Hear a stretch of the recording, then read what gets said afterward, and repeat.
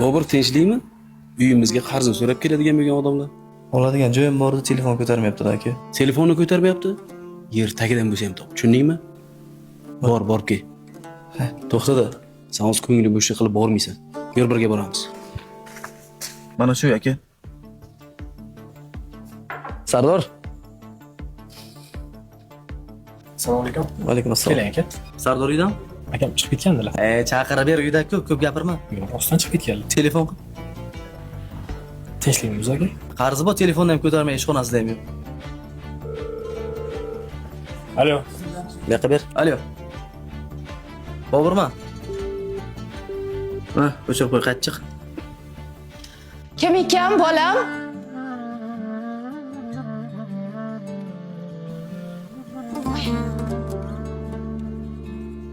Men qara, men sana Sardorda o'tirman, tushundingmi?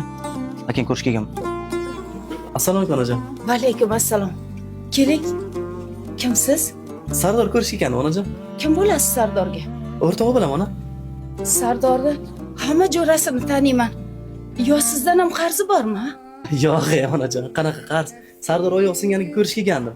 Lekin sizni ko'rmaganman-da. Feruz taniysizmi? Ha, Feruzjon, Sardorning do'sti, har doim xabar olib turadi. Yaxshi bola. Boshiga tash tushdi-da, shu bolam bechorani. Hamma jo'ralar ketib qoldi. Feruz baraka topsin, yaxshi bola. Endi onajon, erkak kishi bir yiqilib bir turadi-da. O'sha payt kim haqiqiy, kim soxtaligi bilinib qoladi. O'g'liz dunyodagi eng kuchli inson. Xudo xohlasa yaxshi kunlaringiz ham keladi. Qarzlaringizdan ham qutulasiz. Faqat siz ungacha sog'lig'ingizni yo'qotib qo'ymang. Yaxshi kunlaringiz kelganda sog'lig'ingiz bo'lmay qolsa, uy ham tatmaydi. Ilohim aytganingiz kelsin. Sog' bo'ling. Rahmat bolam. Charchalang. Rahmat.